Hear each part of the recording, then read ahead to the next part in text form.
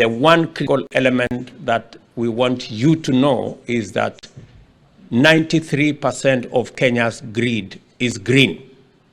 And therefore, if you want a destination for green manufacturing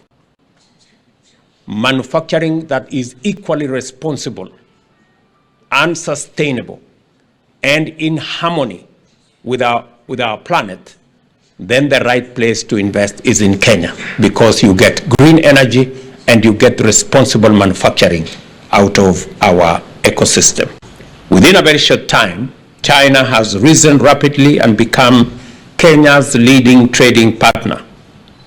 Last year, Kenya's exports to China amounted to $230 million, while Chinese exports to Kenya were valued at $3.8 billion. Chinese companies in Kenya have invested immensely in critical sectors, including energy, construction, manufacturing, and telecommunication.